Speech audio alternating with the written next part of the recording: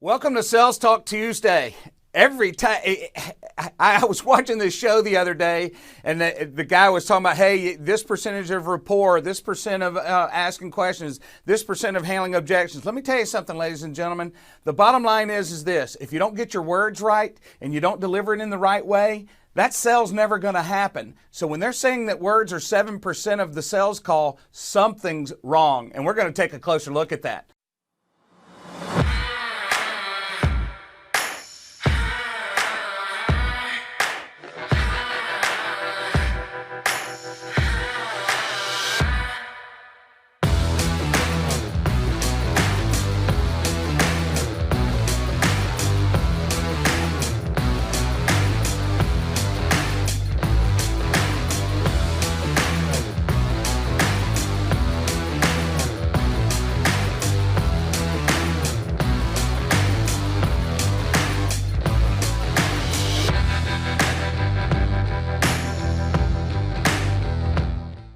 Welcome to Sales Talk Tuesday. The reason why I'm having this sales talk today is simply this. I've been working with several different types of customers. One group is a real estate group. The other group, they're selling software, and then one selling real high-end software. And the thing that I notice from all of them is they all have their industry little cliques and the different little habits that they have, and I just kind of chuckle. Because interacting with a customer, words mean things. You got to say what you mean what you say, and if that's not your intent, then there's something wrong. You've got to fix the words. Now, that's not to say that, if you mess up a word here or there, it's going to impact it and it's totally going to crash. That's not what I'm saying. But if you consistently say the same thing and you consistently do it wrong, there's a problem. Now, you look at the chart over my shoulder here, and I want to give something to you as salespeople, and I want to pat you on the back if you're a good sales rep. There's a company out there called, they did the Challenger Sales Method, and they did a tremendous amount of data. I mean, it's amazing. If you read the book, you'll get a lot of insight into what goes on with your customers and how they see the world.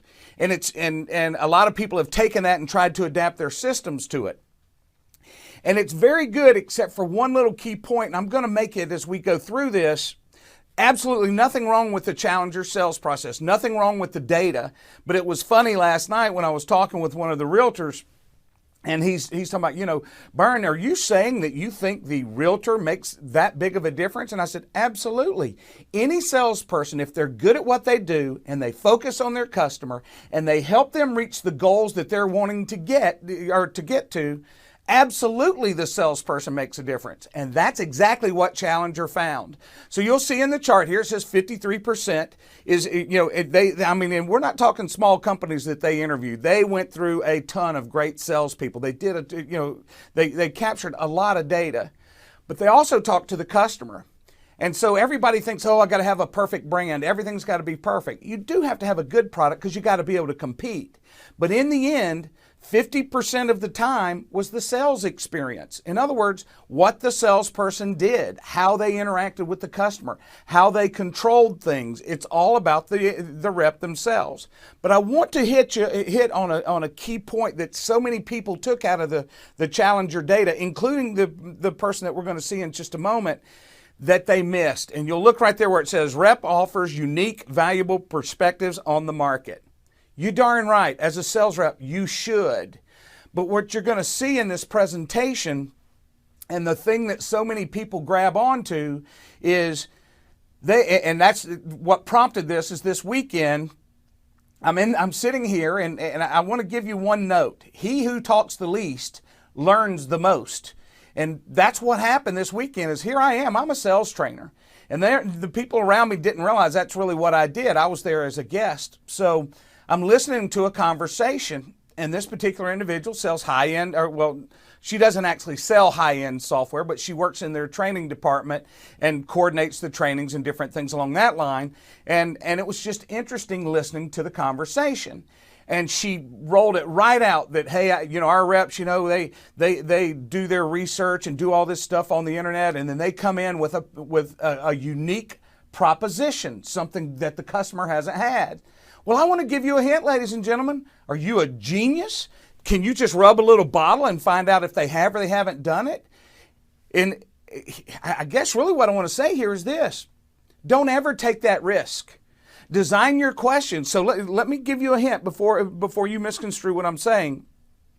If I have a great idea for one of my clients, I think, yep, this will work. And based on what I know about them, it'll work. But I don't know if they've ever heard it before, if they've ever tried it before, or they're in the middle of rolling it out. I don't know until I get in there and start talking to the customer.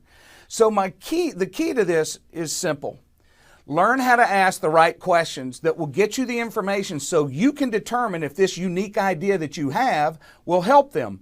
Then offer it. You want to avoid the show up and throw up, and you're going to see in just a moment. We're going to go right through this because I want you to understand how this works. And these clips that I've taken were out of an executive summary that he gave to a group, and I'm using it just right in the same flow. I'm not cherry picking. I'm just actually picking out the parts that mean something for what we're doing. So let's take a look at the first video, and you'll get an understanding of what I'm talking about. The other kind of sales experience that customers railed against, this was pretty surprising to us. Hold that thought. Open-ended question. You got the wrong video there. Let's start with this. Show up and throw up sales technique. Let's try that one more time.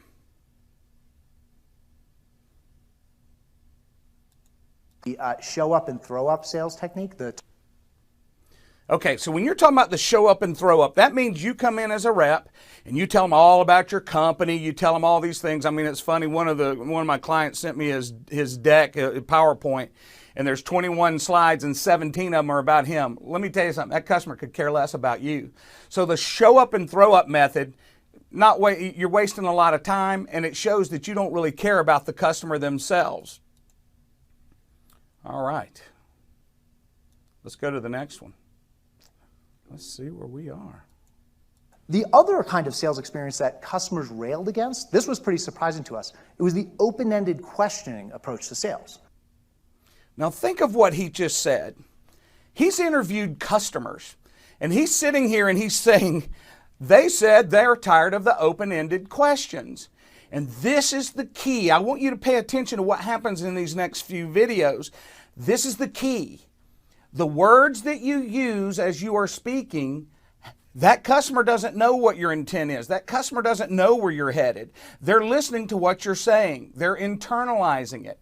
So you're telling sales reps, I mean, think of someone honest to God going to their sales team and saying, hey, I don't want you to do open questions. Can you imagine that? So that's not what the client said. What they're talking about is cheesy, open-ended questions. And you're going to see the example, but he never truly clears it up. And you'll see as I connect the dots. So let's go to the next video so you'll see what I'm talking about. I hate when these salespeople walk in and they lead with these open-ended questions like, what's keeping me up at night? You know what's keeping me up at night? And let me give you a hint. If you got an infant, that's what's keeping you up at night. If you've got a sick child, that's something keeping you up at night. Bottom line is this, ladies and gentlemen. Yes, people care a lot about their company, but most of them aren't losing any sleep. And it's a cheese puff little question. And this is where we get in trouble as salespeople. We turn to another salesperson and we say, hey man, what do you think of this question? Hey, what keeps you up at night? Oh, everything keeps me up at night. Of course, that is a crappy question, but let me give you another hint. So this weekend, while I'm listening to this conversation, the first thing was, oh, we come in with these great ideas. We're a wonderful company. And look, I'm glad you're proud of your company. That's not, I don't want you to change that. I just want you to position yourself as a leader, not as someone who shows up and throws up, and not someone who asks cheesy questions. So I'm listening, and the person that was talking to this individual asked, well, what type of questions do you ask? So we believe in the TED method, which means tell me more. Expand on that. Discuss that a little deeper. Ladies and gentlemen, that's another one. I guess they went to the class that he's talking about. You're going to see in a minute where they're teaching these kind of open questions. I want to give you a hint. If everything is run tape in your script and you're never really listening to the customer and your questions aren't based off of the customer themselves, guess what?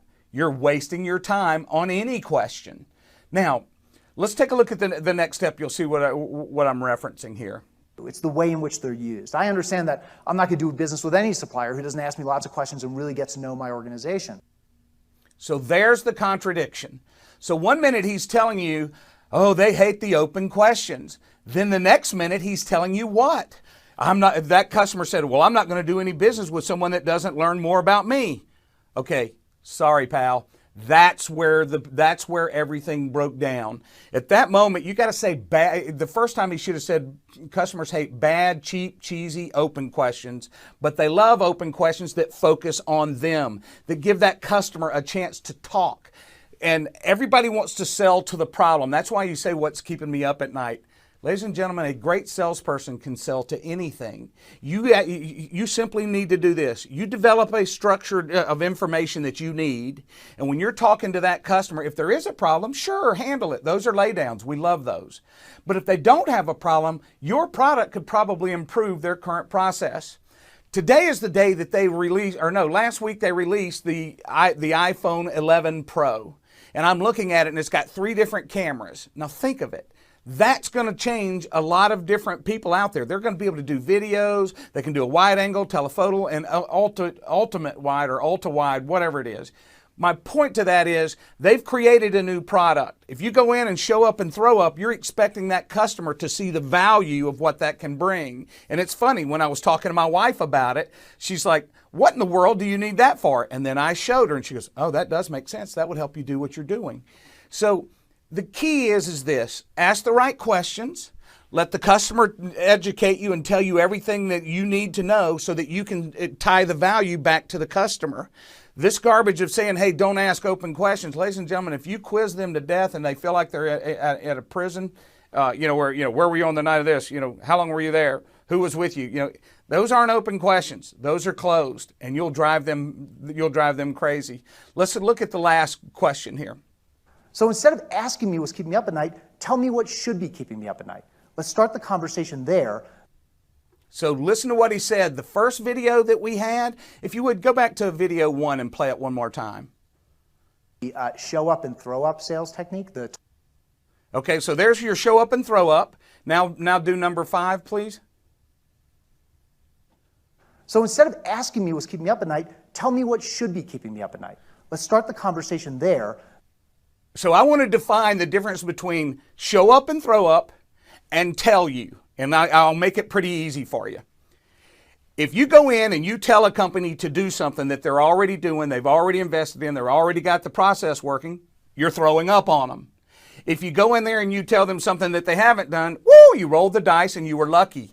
I don't want you being lucky as a salesperson. I want you to make a very good living. I want you to help your customer. And the key is focus on them. You don't have to be a genius. You know what your product can and cannot do. You know how it can help a customer. And when you're asking that customer those questions and he's expanding on what's really going on and he's talking to you about everything that's happening in their company, you should be looking at your inventory in the back of your mind of what your product can do for him. And then ultimately, you're going to make a presentation based on that very thing. Now, I do have something. I want to give you some, because all these sales reps in my life, you'd be amazed at how many times when I'm doing these feedback sessions and when we do role plays, we take live calls, and everybody has some type of defense. The gentleman I'm about to show you, this has been a stink all over the internet because it was 2 great sales trainers and they had a podcast, and one of them makes a tremendous amount of money, but his sales process is really just not that good. He's just a great marketer. He just doesn't realize that. The other gentleman, he has a pretty good sales process. He does things a little bit different than me, and I have no problem with people doing things differently than what I do. But what I want you to realize is this one gentleman has made, he probably does $150 to $200 million a year in just his training. And it's all based off of keeping his funnel full, which is, if you watch the whole podcast, which I'll put in the link down below, it'll show you, that's what he keeps talking about, is keep the funnel full. Here's what I want all of you salespeople to realize. Ladies and gentlemen, if your company spends a fortune and fills that funnel, you have a responsibility to treat those leads like they're gold. Your company spent a lot of money. They gave you an opportunity to make a lot of money, and you need to put your customer through the process of getting them in the best situation. If all you do is puke your product and a price, do you want it, do you not? That's not selling, ladies and gentlemen. That's something that'd be on Amazon. Here's what you want, here's your price, do you want it or not? Add to cart and pay. But I want you to hear what he says, and I'm telling you, this probably rocked his organization I doubt the people that work for him, but as far as the people that follow him, it rocked it. And this, you're going to see exactly why. Let's play that last video. I got fish. I just caught him. You want him? And that's how I still sell today, by the way. Okay. Now, can you imagine someone selling that poorly and making a whole lot of money? So think of yourself. If you can do it right, you will make a fortune. Hey, look, it's been a pleasure doing this video. I'm in the middle of putting together a boot camp, a sales boot camp, where we truly get hands-on. We're going to do a lot of different things to help our salespeople get better. I've been doing all these feedback sessions, and I record all of them so that I can provide feedback from not only what they said, but different points for different videos. I want you to look at, if you go to BysterBootCamp.com, it'll give you an overview of what we're doing. It's going to be pretty intense for those 3 days. Also, if you just have any different ideas and you want to reach out and say, hey, take a look at my script or listen to to some video or some audio so that I can give you feedback, send it to information@ByronLindsey.com. And that again is information@ByronLindsey.com.